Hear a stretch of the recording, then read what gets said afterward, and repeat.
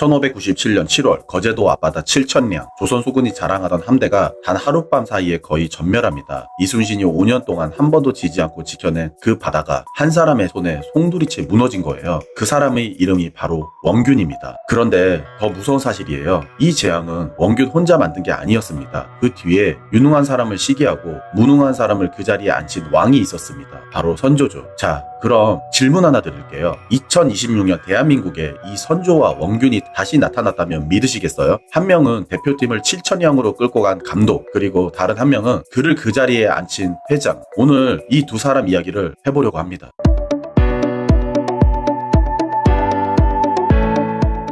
먼저 우리 시대의 7천량부터 보겠습니다. 지금 북중미 월드컵이 한창입니다. 우리나라는 멕시코, 체코, 그리고 남아프리카 공화국과 한조입니다. 이 중 남아공은 누가 봐도 우리보다 한참 약한 팀입니다. 세계 랭킹으로도 우리가 25위, 남아공은 60위. 솔직히 이겨야 정상인 상대죠. 게다가 조건도 우리한테 너무 유리했습니다. 이 약팀이랑 비기기만 해도 0대 0이든 1대 1이든 무승부만 해도 다음 라운드 진출이 확정이었거든요. 지지만 않으면 됐어요. 그런데 졌습니다. 0대 1로 골 한 번 제대로 넣지 못했습니다. 원균이 7천량에서 그 막강한 함대를 가지고도 제대로 싸워보지도 못하고 무너진 것과 똑같습니다. 가진 전력은 충분했는데 지휘하는 사람이 그걸 재앙으로 바꿔버린 거예요. 이 경기를 본 해설위원은 역대 최악의 경기라고 했고, 또 다른 레전드 안정환은 참혹했다, 아무것도 못했다 라고 했습니다. 그 함대의 이름이 바로 홍명보호입니다. 원균이 왜 무능한 장수의 대명사가 됐을까요? 작전이 없었기 때문입니다. 상황을 읽지 못하고 판단을 못하고 그저 밀어붙이다가 당했죠. 홍명보 감독도 똑같은 말을 듣고 있습니다. 박지성, 안정환 같은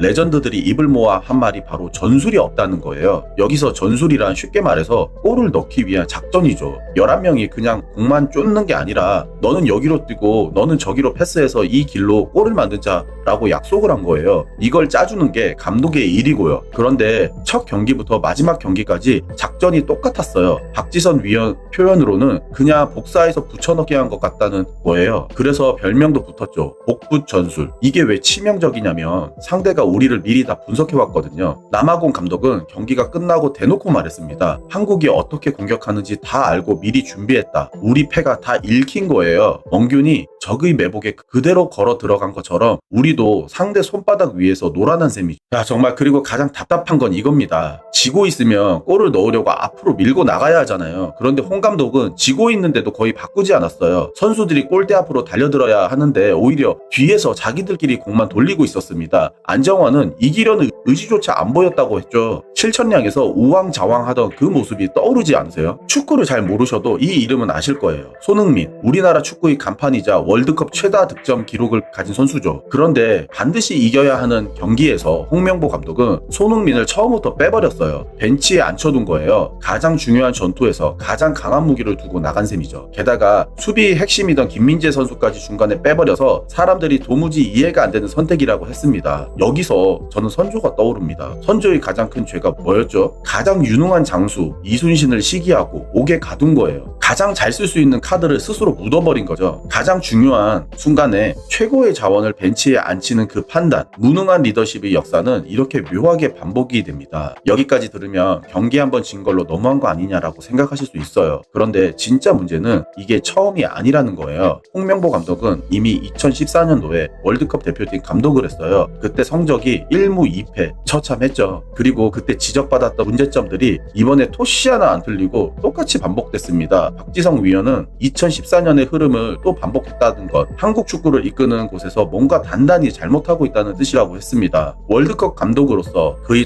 통상 성적은 1승 1무 4패예요. 원균도 그랬어요. 한 번의 실수가 아니라 애초에 그 자리에 맞지 않는 사람이었던 거죠. 그릇이 안 되는 사람을 자꾸 큰 자리에 앉히면 그 결과는 늘 7천량입니다. 자, 여기서부터가 핵심입니다. 원균을 욕하는 걸로 끝나면 절반만 보는 거예요. 7천량의 진짜 원흉, 원균을 그 자리에 앉힌 왕, 선조였으니까요. 우리 축구에도 이 왕이 있었습니다. 13년 동안 대한축구협회를 지배해온 회장 정몽규입니다. 이 사람이 왜 선조와 비유되느냐? 먼저 홍명보 감독 선임 과정 자체가 정상이 아니었어요. 정식 절차를 제대로 거치지 않았다는 의혹, 사실상 정해놓고 데려왔다는 비판이 끊이지 않았죠. 왕이 자기 사람을 함대 사령관에 앉히듯 회장이 자기 사람을 감독에 앉힌 거예요. 그리고 이 왕은 쉽게 무너지지 않았어요. 2013년 취임 이후 무려 4번이나 연임에 성공했습니다. 비결이요? 회장을 뽑는 선거인단 대부분이 정몽규와 직간접적으로 연결된 사람들이라는 거예요. 해설위원 박문성은 이렇게 말했습니다. 회장을 하고 싶은 사람이 없는 게 아니라 정몽규가 나오는 순간 이미 당선 확정이 돼버린 기울어진 싸움이라고요. 선조의 조정이 그랬듯 견제할 사람이 없는 구조였던 거죠. 더 큰 문제는 무능입니다. 정몽규 회장은 정작 축구 자체에 대한 이해가 부족했다는 비판을 오랫동안 받아왔어요. 안으로는 한국 축구를 챙기기보다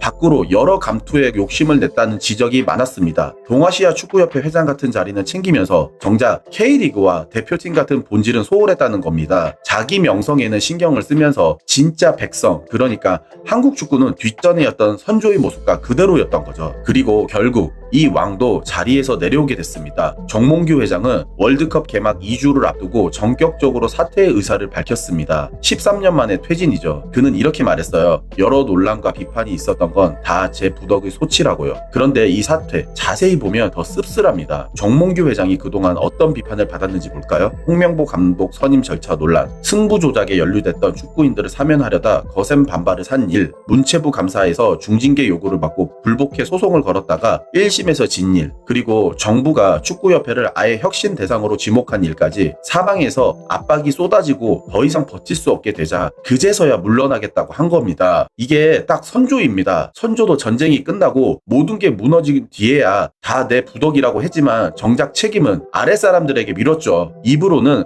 반성하지만 진짜 책임은 끝까지 지지 않는 것. 정몽규 회장이 부덕이 소치라는 말이 그 옛날 선조의 공헌 자책과 겹쳐 보이는 이유입니다. 게다가 그는 월드컵에서 최소 16강을 기대한다며 홍명보 감독에 대한 높은 신뢰를 보였는데 결과는 조3이 추락입니다. 사람 보는 눈, 상황을 읽는 눈 모두 실패한 거죠. 물론 두 사람을 무조건 깎아내리는 건 공정하지 않습니다. 짚을 건 짚어야죠. 홍명보 감독도 첫 경기 체코전에서 짜릿한 역전승을 거뒀고 선수들을 하나로 묶는 리더십만큼은 좋았다는 평가입니다. 정몽규 회장 역시 13년간 11회 연속 월드컵 본선 진출, 2018년 독일전 승리, 2022년 16강, 천안 종합축구센터 건립 같은 성과를 남겼고 기업가 출신답게 협회의 밀실 행정을 줄였다는 평가도 분명히 있습니다. 다만 가장 중요한 순간에 가장 약한 상대에게 가장 무기력하게 무너졌다는 것, 그리고 그 위기를 만든 시스템의 정점에 두 사람이 있었다는 것, 그게 모든 공을 덮어버린 겁니다. 정리를 해보겠습니다. 7천량에서 함대를 잃은 원균, 그리고 그를 자리에 앉힌 선조, 2026년 대한민국에는 약팀에게 무기력하게 무너진 감독 홍명보, 그리고 그를 그 자리에 앉히고 13년간 군림하다 떠밀리듯 물러난 회장 정몽규가 있었습니다. 역사는 이렇게 묻습니다. 7천량의 책임은 원균에게 있을까 아니면 그를 보낸 선조에게 있을까요? 한국 축구의 참사도 마찬가지입니다. 여러분은 이게 감독 한 사람의 문제라고 보시나요? 아니면 그 위에 군림했던 회장, 그리고 그 시스템 전체의 문제라고 보시나요? 댓글로 여러분들의 생각을 들려주세요. 끝까지 시청해주셔서 감사합니다.